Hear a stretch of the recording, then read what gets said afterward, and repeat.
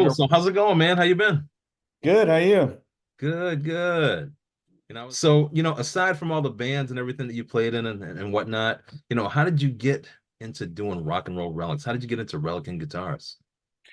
Well, the Relic guitars kind of came just with the early trend of it that started in the God, I guess in the early 2000s, late 90s, early 2000s, Yeah, yeah. It seemed like there were a few people out there doing it. I know Nash is one of the big ones who was kind of the early guys. Few other ones, and I was always into tinkering with guitars. I built a guitar in high school. And just being from the whole rock and roll kind of punk vibe of what I'm not really into shiny stuff. So Got it. it took to it. Plus it's like an arty craft. I mean, Yeah, it's kind of challenging that's what it's turned into, when I remember when ripped jeans became a thing and everybody made fun of them. And I'm like, well, some people are, at the age where they don't have time to wear them out. So right, right. It's the thing now. Yeah. old Converse look cooler too than new ones. So. Yeah, yeah, man. So I'm Mhm. assuming that you started with one of your guitars. You took something, you said, something, I want to try to make this look relic or make it look old. So how did Yeah. that go?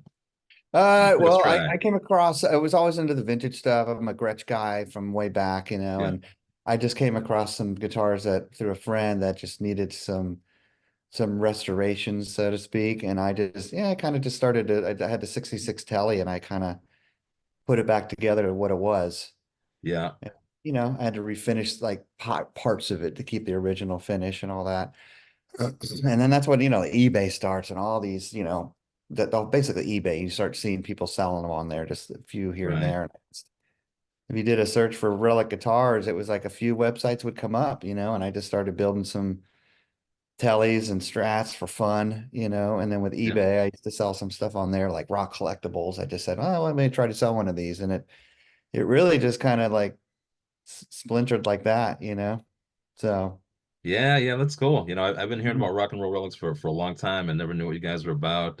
You got a lot of big names, playing the guitars and whatnot. So Yeah, it'd be yeah. cool to, Uh-huh. to finally check out some of your stuff. Right. So when you first started doing it, was it just you by yourself, or Just me. when Yeah. did you start bringing other people in? When did it get to the point where you said, okay, My this thing main is taking guy, off? Dave. Yeah, Dave came. He's like been with me probably almost 10 years now. So he came in well, yeah, 10 years ago. So it must have been around 14 or something like that, 2014 or something like that. Gotcha. Just, he And had reached out and was living in where the old shop was in San Francisco. Was into this whole vibe and just came in and it worked out, did some part-time stuff and just worked his way into it and taught him as much as I know, and then it just started to move forward, with artists playing the stuff. Can you hold on a quick sec? I gotta get yeah, something. yeah, no Yeah, problem. okay, No go. problem. I'll be right back.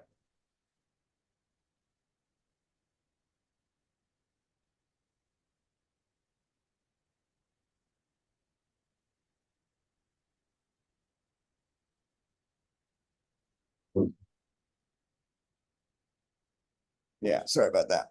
Yeah, no Yeah. problem, man.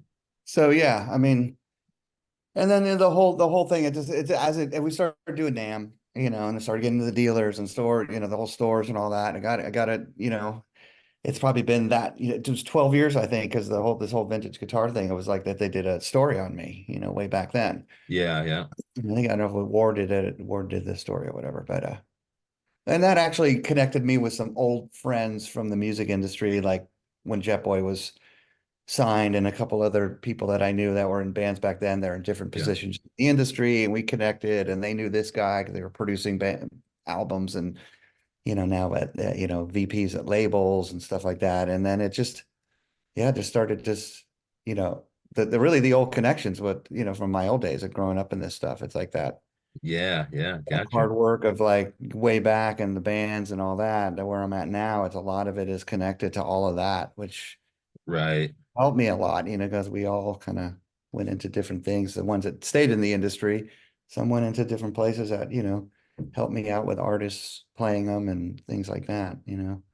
Got you, got you. So are you Cool. doing any endorsement deals or anything like that with anybody or And it's not big enough to do that yet. yeah. I'll do stuff with I'll let people do like road guitars or something like that, or we'll work something out where we'll try to sell it at the end or something like that. But eventually it'll be like, somewhat. I mean, people endorse it, but a lot of times, like with me being smaller, you just kind of got to do just like a dealer price. I mean, a artist pricing, Right. Yeah. And the bigger ones are supportive, that, Johnny Resnick's been a big supporter, Billy Joe Armstrong, and, they want to support it and to help it grow, Right. Right. Got you. which is Yeah. cool. They got plenty of money anyway. They don't need. They're good. Yeah. So how long were you doing it before it, turned into like, a legitimate business, When did it go from being sort of like a hobby, this thing that you did on the side to being a full-blown business? Well, again, like, once I started doing NAMM and getting stores to sell stuff and the reaction, that's the whole within the underground of it when I was doing it at that point. Um, it just started growing, and you get this store and then that store, and then you do NAMM, and then a bigger store comes on, and then you got an overseas one, and I let what I basically just kind of organically let it pull me where it was going. Yeah, got I you. didn't try to like, let's get a bunch of money and try to invest in all this stuff. I'm just kind of like from the old school DIY of you start a band and you're in the garage, you play a club, and then people start coming to see you, and then you're playing a bigger club, and then you're headlining, and then the labels come see you. And it's kind of the same format if I did it, just because that's what I know. Right, right. And it worked out good because it's growing too fast is could be, challenging as well. So Yeah, uh, yeah. So you had Nam was a big one. yeah, gotcha. So you Yeah. had people coming to you and just saying, "Hey, here's my guitar, just do your thing, Billy," or how were Yeah, you well, at doing? that point, when I started doing NAM, we just, we branded it. We had a lot of the, the Italian Strat type stuff and Jazz Masters. And then when I started doing like double cuts, not a lot of people were doing those. And that's kind of more my thing is the set neck stuff. Yeah, yeah. So So once I branched into that, it's kind of really went to another direction because not a lot of people were doing it. got you. So I kind of figured that people were bringing you guitars and saying, "Hey, relic them," but it almost sounds like, you started doing your own thing from the very beginning and sort of started from scratch building Yeah, guitars. I did. Yeah, yeah, pretty much. Yeah, for started. I mean, I would do those jobs as refins and all that, just because it was, smaller and you're growing like that. You'll just take whatever work you can get. So there was a lot of refinish work, Got but you. but at the same time, I was doing branding it as well. Like, let's do this. We came up with Rock and Roll Relics, built a website. Eventually, went through a couple logo changes until I got to the one where I'm at now, where it was really just super branded. And now it's got a thing. Yeah.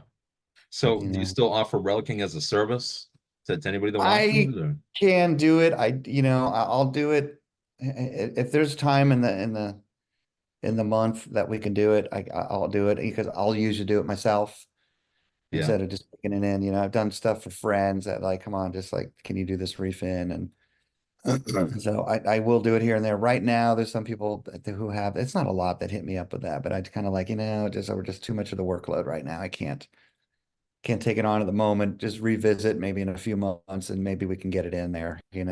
Yeah. Gotcha. No. That's I cool. mean, it's hard, because there's sometimes band guys want to do it, and I do have to lean that way. It's like, well, this could be good for the brand and, get me to a better place where I can do more of that stuff, you know? Yeah. Now you're Mhm. still pretty busy doing music, yourself, right? Yeah, well, that's, when I moved to LA, which was, going on 5 years ago, I know we outgrew it was in my a garage in my grandmother's house I was living in I moved in with my first wife, and then fast forward whatever years later, second wife. As How the that move goes. happened, the move went to LA, that ended. But we just got to a place where we outgrew the space, Yeah. and it was time. It's like, okay, I need to get into something and challenge myself with having more responsibility and just busting out. And I knew LA. I had lived in LA in the 80s with Jetboy and the whole Yeah. Yeah. scene. So I had friends, and I knew that there was just more to offer down there with people who are, in the guitar industry who can, do the work. So Dave moved down with me, and it was just the two of us for a while. Brought another guy in, and then, we started doing the Friedman guitars, the OEM stuff with them. Yeah. Yeah. Grover Jackson moved to Nashville, and it just, made sense to keep it where in LA. And he handed the torch to me.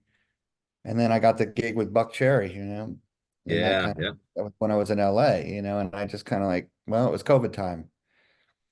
So I told Stevie, I said, well, I'm not going to say no and I'm not going to say yes. There's not a lot of shows. So right. they knew my situation, but I'm like, the only way to make something work is to jump in, see So if it. when you jumped on with Buck Cherry, how did that affect your business? In my mind, a lot of ways how I saw it, it helped me grow because Yeah, it forced me to let go of things, let go of things to let, Dave and another guy who I had brought on and two other guys were in there. It's just like, look, I need to let them do the thing. The only way I'm going to be able to grow is to not micromanage and think I have to do everything. yeah, it can be hard to let go of your baby sometimes, but Yeah, you got to do it, it man. is hard, but you have to do it at some point, and I'm all for, Dave's been with me for years and he's come a long way. He's doing a lot of aging. He's doing most of it now with our stuff and it's great work. He worked next to me for years. So it's just yeah, he's become a great builder and all that, and got a couple other new guys in there that are amazing, and they took it on as well. And I tell them, I said, I want you guys to be the rock stars. It's like I'm who I am with what I do starting this, and now it's like let them. You have to once Yeah, yeah, it's definitely. just, I go to a band, it's the same referring to as a band. You eventually got to have a manager, an agent, and the whole nine yards. And there's decisions that you're going to have to listen to others of with the band. I think you need to do this, need to do that. It's just that's what happens You with got to I think it's trust them. Yeah, producers or whatever. It's like it becomes a business. yeah, I hear you. You Is it know, still fun for you? it's still fun for me. Yeah, I love it. I mean, I'm lucky that it's I'm home for a little bit, out for a little bit, home for a little bit, and I look forward to both of it. Yeah, that's cool. Plus, I'm out there, hustling my stuff on stage. I play all my own stuff, so I get a lot of There you go. feedback from that. I've gotten sales out of it, and I can go to stores that carry my stuff or find new ones, and just with the traveling that this band does, Yeah, yeah. so So is it's good. everything pretty much built to order, or are you stocking guitars, or what do you usually do? There's a lot of most of it all started built to order. Yeah, So it all started custom order and all that. And of course, everybody loves a custom order. A lot of stores will order the custom order, but um, there's a lot of stuff I'm like, let's just build some stock out of some stuff. And it's still custom. Some of it is just a straightforward Olympic white, whatever yeah, model. yeah, One of the models ours, and someone's going to take it. Sometimes, it's just I'd like to do it where we have more of a real. Well, we're moving in a direction where things are more stock, where we have a good amount of black, Olympic white, Lake Placid blue, just standard stuff always sells. People just yeah, like the cool stuff, and then they have the custom stuff. So I'm working it with stores that we could do that, like they get a few pieces that are standard and then get a few that are custom, and then it counteracts being on the wall, when people walk yeah. into a store. Got you. So I Yeah. was messing around on your website the other day, just to see what kind of custom options you guys offer. And Hmm. after I was done with it, I looked at the wait time. I was like, man, that's like a year wait time for that. Yeah, I know. Yeah, I You know, know. I mean, I I would guess, try to do sooner. A lot of that stuff could go faster, yeah, but even these bigger companies that are massive like Fender, there's some of their master builders are, there's like a 7-year wait list. yeah, oh And yeah, people wait, because they want that guy to build it.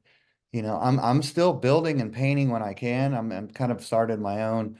I'm going to be starting. I've released one that went out. And actually, Billy Joe got it. The one that I did. So there are some that I'm when I can, but I want to get it into a routine where I build that guitar. I'm going to pick what it's going to be, the aging level, what's going to go with it, and then it's going to be that build that it costs a little bit more because I'm doing it. And yeah, I mean, there's a lot of options we could do with that down the line. I can do it where I take it on the road for a week, or yeah. if something like that can be, you know, That's puff cool. somebody up about wanting to get it. So is it more valuable if you played it on the road? Well, there's a lot of this stuff you see with these bands now. Of course, Yeah, the iconic bands like Kiss, Paul Stanley plays his, they sell like seven of them a night because they play, Strutter on the one, and the other guy wants Love right. Gun. they'll spend the money for it. So Yeah. I'm not that level, but I mean, there might people who be into the Yeah. it makes it just more unique and that's just kind of thinking out loud with that stuff. I mean, it's a possibility. Right, And then right. we did one with Stevie D. He took one out and played it on the road, did some video clips and all that, and then we put it up for sale after a 3-week run, and it sold. That's awesome. That's great. His son did a little painting on it. His kid's like 9, he's into art. It just Yeah. makes it unique, and people like that stuff. Yeah, you need to keep doing that. Seems like Yeah. it's working, man. Mm-hmm. Mm-hmm. Yeah, so let's talk about the guitar that you sent me. You sent me a Revenge Junior. Yeah. Mm-hmm. Awesome guitar. Awesome, awesome guitar, Well, man. And I got a couple of thoughts on it. When I first mhm. opened it up, the first thing that I noticed was that it's really, really lightweight. And I thought Yeah. it was going to be heavy, but looking at it, but it's Uh-huh. lightweight, feels good, and unplugged, it sounds awesome. Right. It's got Cool. a really, really good resonant tone. It's Mm-hmm. real, real even across the board. Not too Right. much bottom, not too much top end. Really, Mm-hmm. really clear mid range. Real Mm-hmm. resonant. Sounds awesome. And then the other thing that I noticed is that it feels like it's already worn in. Doesn't feel like a brand new guitar. Mm-hmm. So, Mm-hmm. what goes into making a guitar, feel like that and sound like that. Can Yeah, I mean, that was always my thing. It's like you get it, that's why the vintage market got so big. And you yeah, see the vintage guitars that are pristine, that are from the 50s, and then you see some that are just, went to hell and back. yeah, And I look at the one that goes to hell and back, I go, because that one played great. yeah, yeah, And the new ones, well, maybe it could have been shoved under a bed for 50 years or whatever. But I mean, for me, that's like you can go into a store and it's gonna be different for everybody. You could pick up 5 yeah, vintage guitars or even new ones, whatever, yeah, and there's gonna be one you're gonna click with. yeah, My goal is to like everyone you pick up, you're gonna click with it, whoever grabs it. What we do is like, we just it's hand built for the most part. I mean, of course we got a CNC the wood end of things, but they're all the fret edges and the yeah, round fingerboards done by hand. And I try to go with the lightest wood because most people do like a lightweight. With that Revenge, it's challenging because it's a bigger base, the body's bigger. There right. are some that'll fall heavier, but there are people who like heavier guitars. It's Yeah, just so we try to go with something, use Spanish cedar on a lot of those, the body and a mahogany neck. It just more consistently we can get lighter pieces of Spanish cedar. yeah, It's pretty similar to mahogany, and just this the way it's set up, and the whole a thin skin of lacquer, and just keep it simple. I mean, the one you got, the Revenge Junior, it's like, super, no super more to simple. get to the Yeah, chorus. yeah, It's simple. yeah, yeah. It sounds great too, man. So how did you go about picking your hardware? Was there any, science that went into that, or you just go with stuff that's kind of tried and true, or do you try out a whole bunch of different things Mhm. and say, I this mean, works with this guitar, or how does that yeah. work? Well, with these, I got turned on to Graph Tech through actually when our bass player Kelly at Buckcherry knew this guy Gary, who sadly passed away last year, but or it could have been this year. Anyways, he was a big Buckcherry fan, and he wanted me to use like Graphtec stuff, and then I started using the nuts, and he's all, yeah, you should check out the tuners and the bridges and all this. So I looked at them all, and they got these ratio tuners, and so I tried them, and I'm like, these are cool, and kind of like I like the whole. There's something about those doing it more like with our stuff, the Revenge and like the Starfighter and the Lightning. The Thunders model and the Thunders 2 is kind of more just throwback vintage style. So I'll just do the on a plate Klusons, vintage wraparound Tone Yeah, Pro. yeah, Or if we do a Tone-o-matic, we used to use the Tone Pros AVT2, which we do still on some, but these new Resomax wraparounds are cool. A little bit different of a shape, but I tend to really like them. They got a magnet in them to hold onto the posts and just really, I they didn't know sound that. good. Super lightweight. That's pretty So cool. just kind of fell into that by getting turned on to that brand. Yeah.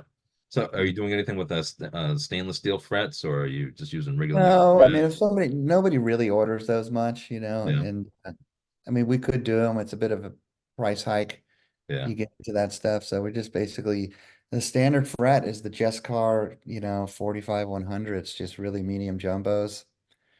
And yeah, I never really hear much about. Very rarely you got somebody who wants a specific fret size. Really? Hmm. Yeah, not Okay. too often. Very, very. It is pretty rare, and if it Yeah. is, it's the old school, like the Dunlops or something, you know. Yeah, yeah, yeah. That was Yeah. kind of me. I'm into, jumbo frets and whatnot, but this guitar plays real nice. I mean, I got it next to me here and it plays really, really good, for having like medium frets in it. Yeah. The edges are rolled real nice. It's a really comfy guitar, man. It feels Yeah. great. So Yeah. tell me about the pickup. Yeah. The pickup is well, we're branding our own pickups, and basically we're not winding pickups, you know. So it is out of the Yeah, Grover Jackson, his pickup, gotcha. the narrow pickups that he does. So, and I just go with it. I really like to just go with a simple vintage, either like a PAF, Yeah, yeah, his stuff is great. It's just like it's a PAF, but he's from that school of back in his day, was he was part of the whole thing. How do we get this pickup to just kick a little more?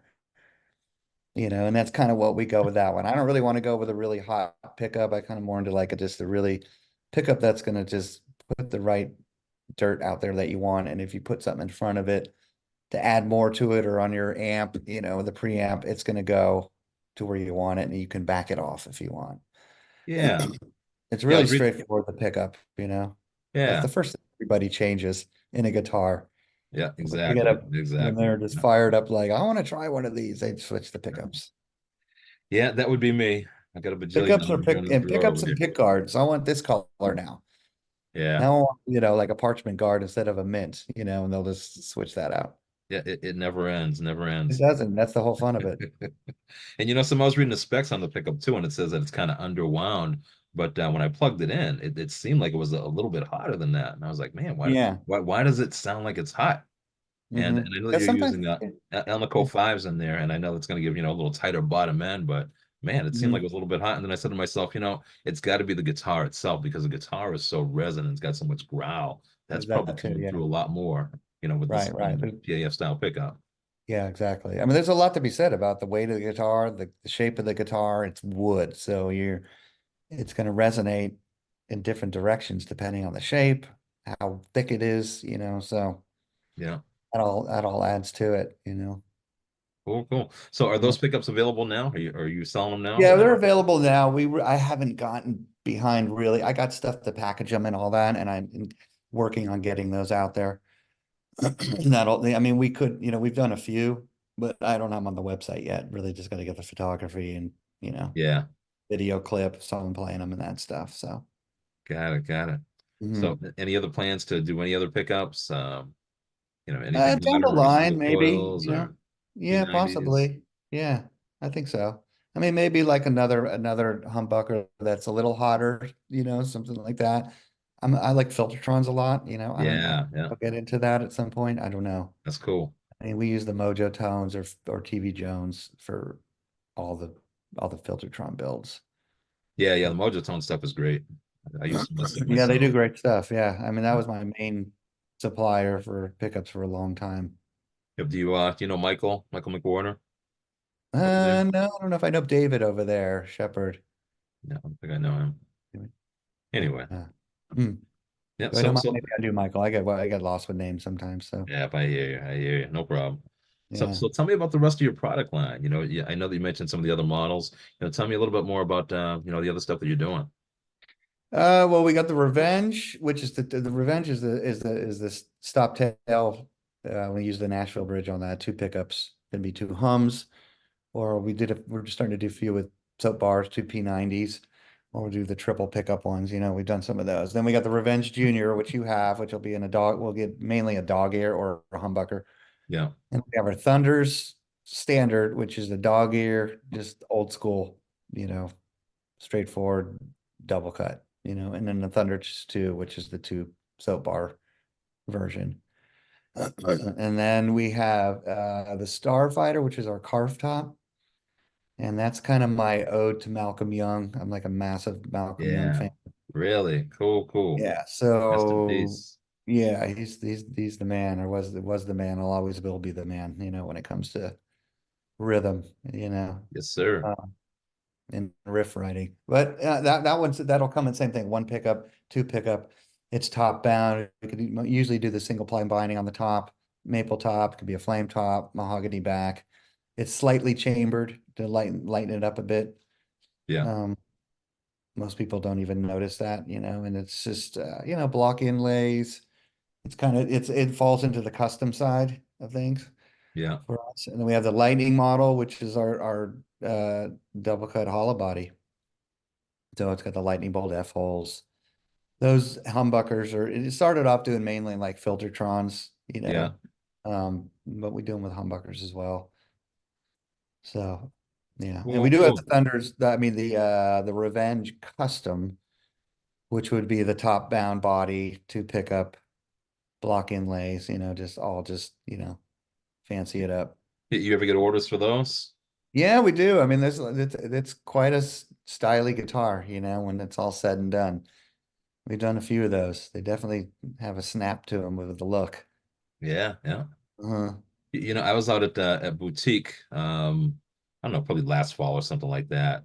And I was walking around the shop and I saw a guitar and I picked it up and I started playing. I was like, man, this thing sounds great. And they told me that it was one of your guitars, whether you guys, build them for Dave and whatnot. And Uh-huh. I thought it was pretty cool. I was like, man, I got to check these guys out. This is good stuff. Oh, cool. So how did you get involved with Dave Friedman and doing his stuff? Yeah, yeah. Well, him and Rob, his partner, have they took over Tone Merchants, which is a store across the street from Maids Rehearsal in Yeah, LA. yeah, I believe it was owned by like John Shanks, the producer, at one point or something like that. They took that over. We all know what Dave Friedman's history with pedal boards and just yeah, modding stuff and all that. And yeah. he launched Friedman amps. When he did that, we connected. They dug what I did. And we started doing NAM together. So we used to Okay. share the NAM booth. It used to be way back, it's not even that long ago, it was Friedman, Rock N Roll Relics, Nags, and Solo Dallas.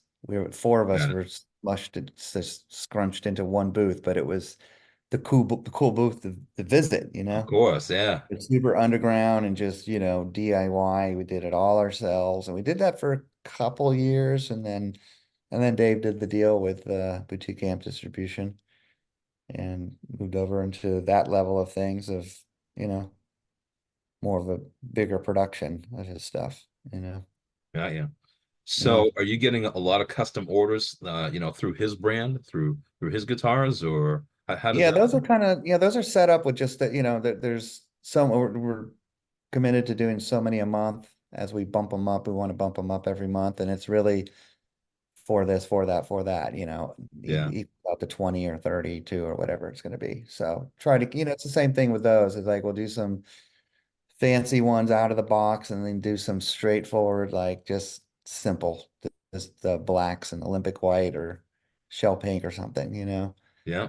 And then some of them will be more of a fancy finish. Cool, cool. hmm So any plans for expansion or anything new over the next year or so, or just kind of plugging along with Yeah, I what mean, you really got? just expanding, Rock and Roll Relics, really just to get it to that level where I'd like to see it at, where it's really on autopilot.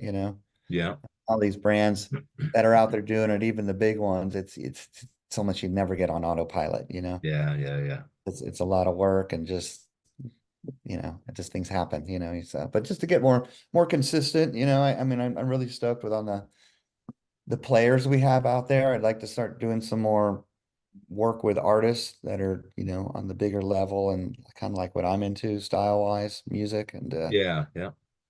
I mean, Rick Nielsen just got a Revenge not long ago. He's playing one, the full checkerboard. So um yeah. So do you ever hustle your stuff to any of these players, and do you ever kind of try to sell it to Not them, not hunt too them much down, or hustling of it with it's been fortunate. A lot of these people have been like, I want one of those. yeah, They're kind of finding me, which is great. just And word then of the mouth? history of all these guys, we have some sort of connection from music in the past. Even the people way back know Jetboy, they know Buckcherry, and like, Cheap Trick and Jetboy toured together. So Rick knows me from those days. Andy knows the days, he's Buckcherry because they've done shows. And so there's this whole inner thing of, 40 years I was doing that stuff when Jetboy got signed to a major label. It was in 1986. So Wow. the people who are still in it are in it, and we're all still friends. We're just, Yeah, and just at so different levels, different places. Yeah. Yeah, exactly. Different places. Some are in, really big places at labels and management and all that. And it's really cool to see everybody kind of step into different directions after we were all kids playing in the clubs together in the 80s. Yeah, I remember going out to Cool. LA for the first time in about, I think it was 89, and going on the strip and whatnot, and hanging out at the Whiskey and the Roxy Yeah. and all that stuff. And it was cool. It was cool to just go into a club and, your idol could be, standing right next to you, and you can, Oh, sit there yeah. and talk to him. I Uh-huh. remember, Oh, yeah. running Those were the into, days. Vivian Campbell and, Dweezil Uh-huh. Zappa, all Yeah. that I mean, stuff. 88, 89 was probably just the peak of that Yeah. stuff, that 80s Yeah, stuff. yeah, It was humongous. yeah, yeah. It was Yeah. pretty cool, man. Pretty cool. The scene was huge. So anything else that you want to talk about, regarding Rock and Roll Relics? Anything else you want to say about them? Yeah, I mean, just to, keep an eye on the new stock that's coming up, and we got some new dealers that are taking stuff on. They're not going to be getting stocking stuff, but for a little while until the orders are complete. But Right. really, just go to the website and Instagram, and just follow what's going on, and jump on board of the Rock and Roll Relics team and sling one All around your right, man. fingers and be a rock star. All right. Well, hey Billy, thanks for your time today, man. I Yeah, appreciate man. it. And like I said, great guitar, and I'm sure that all the other stuff that you're doing is pretty cool too. And Yeah. I appreciate the Awesome. time today, and we'll talk Hmm. soon, man. Yeah, for sure. Sounds good. All We'll right. do some email and I'll All right, talk. sounds good. All All right, right, man. take it easy, man. Thanks. All right, bye. Okay. Bye.